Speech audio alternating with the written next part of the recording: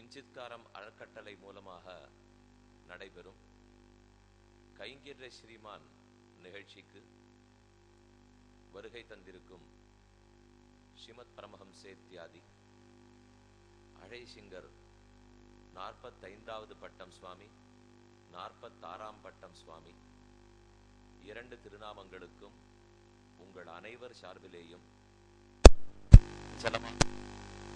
பரகளை சமர்ப்பித்துக் கொள்ளுகிறேன். இங்கே விருதை ஏற்று நம்மை சத்தை பெறுவதற்காக எழுந்தருளி இருக்கும் 12 மகான்கள், அவர்களுக்கும் பிரணாமங்களை சமர்ப்பிக்கிறேன். முதலில் நிகழ்ச்சி துவக்கத்தில் இறை வணக்கம்.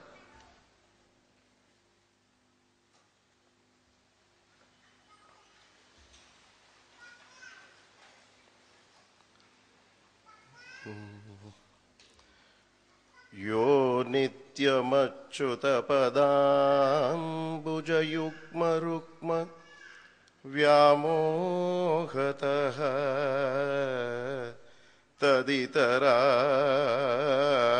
तृणाय मेने अस्मद्गुरोर्भगवतोऽस्य दयैकसिन्धोः रामानुजस्य चरणौ शरणं प्रपद्ये. பூமன்னு மாது பொருந்திய மார்பன்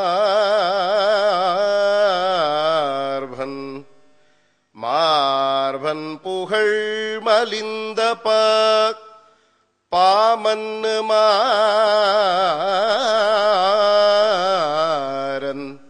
மாறனடி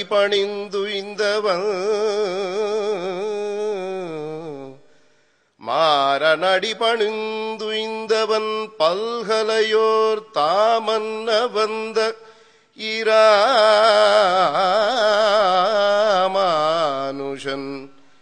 இராமானுஷன் சரணாரவிந்தம் நாமன்னி வாழ நெஞ்சே சொல்லுவோம் அவன் நாமங்களே. நெஞ்சே சொல்லுவோம் அவன் நாமங்களே.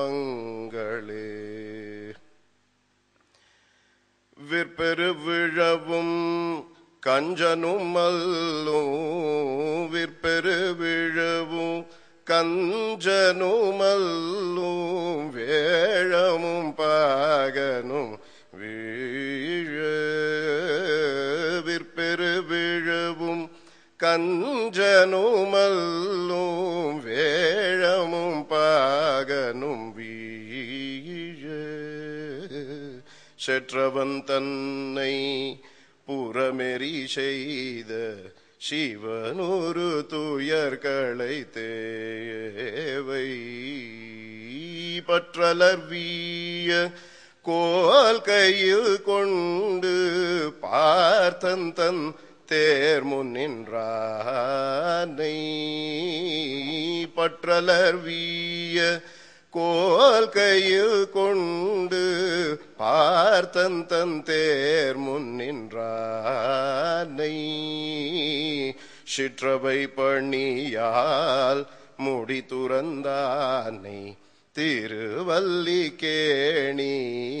கண்டேனே. சிற்றவை பணியால் முடி துறந்தானை திருவல்லிக்கேணி கண்டேனே. கண்டேனே கண்டேனே அல்லிக்கேணி கண்டேனே. திருவல்லிக்கேணி கண்டேனே.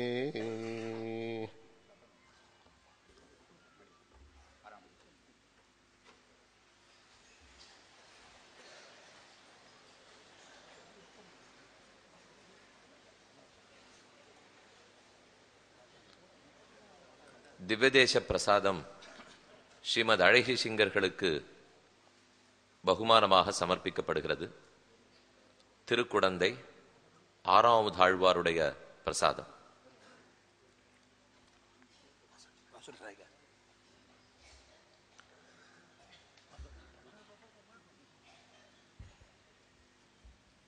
ஆராவமுதே அடியனுடலம் நின்பால் அன்பாய நீராய் அலைந்து கரைய உருக்குகின்ற நெடுமாலே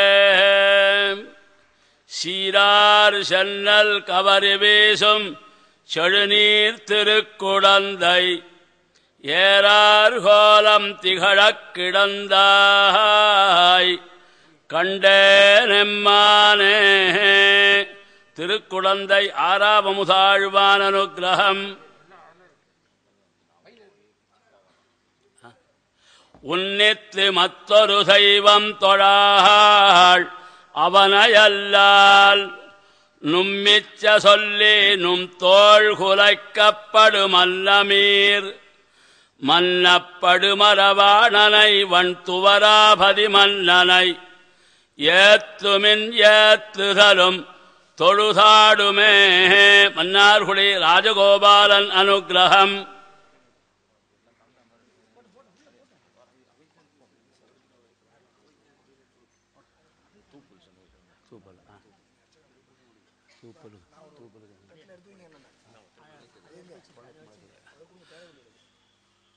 முளைக்கதிரை குறுங்குடியுள் முகிலை மூவா மூவலகும் கடந்தப்பால் முதலாய் நின்ன அளப்பரிய வாரமுதை அரங்கமேய வந்தனனை அந்தணர்தம் சிந்தையானை விளக்கொளியை மரரகத்தை திருத்தண்காவில் வெக்காவில் திருமாலை பாடக் கேட்டு வளர்த்ததனால் பயன் பெற்றேன் வருகவென்னு மடக்கிளியை கைகூப்பி வணங்கினாளே.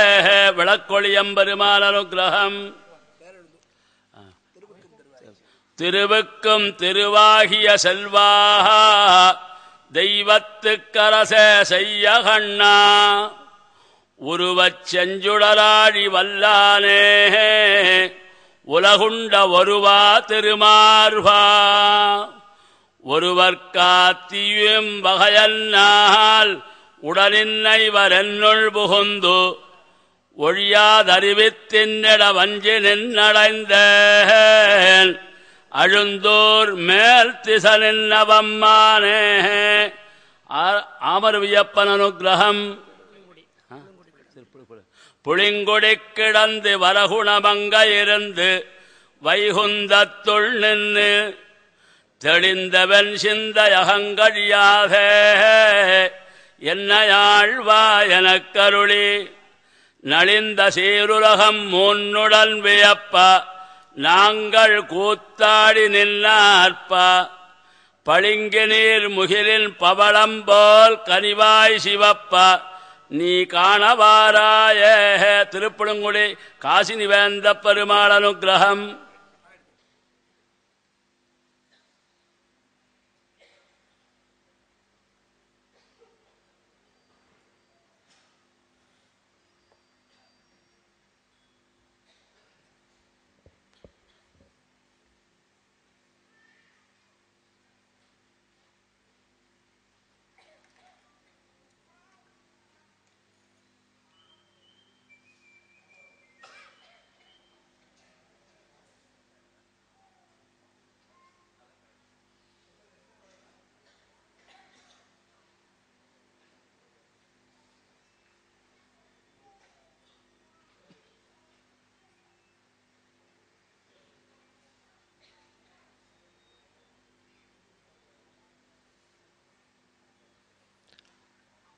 இங்கு கூடியிருக்கும் அனைவரிடம் ஒரு விண்ணப்பம் அளிக்கிறேன். ஹாரீத ஸ்மிருதி தாசபூதாக ஸ்வதசர்வே ஹ்யாத்மான பரமாத்மனஹா என்று ஜீவாத்மாக்களுடைய அடையாளம் கூறுகிறது. பகவான் சுவாமி நாம் அனைவரும் தாசர்கள். நாம் இந்த உலகத்தில் பிறவி எடுத்ததே, ஷரீரத்தை பெற்றதே பெருமானுக்கு கைங்கரியம் பண்ணுவதற்காக. விசித்ரா தேக சம்பத்திகி ஈஸ்வராய நிவேதித்தும் பூர்வமேவ கிருதா பிரம்மன்னு ஹஸ்தபாதாதி சயுதா என்று கூறுவார்கள். நம் கை கால் முதலான அவயவங்களையும் இந்த உயர்ந்த சரீரத்தையும் மானிடப் பிறவியும் பகவான் நமக்கு கொடுத்தது அவனுக்கு நாம் தொண்டு புரிய வேணும் என்னும் ஒரே நோக்கத்தோடே. பிறவி எடுக்காவிடில் கர்மயோகத்தையோ ஞான யோகத்தையோ பக்தி யோகத்தையோ பிரபத்தியையோ எதையுமே நம்மால் செய்வதற்கு இயலாது. ஒரு சரணாகதன் பெருமான் திருவடிகளை பற்றுகிறான். இந்த பிறவி இறுதி பிறவி என்று உறுதி அளிக்கப்படுகிறது.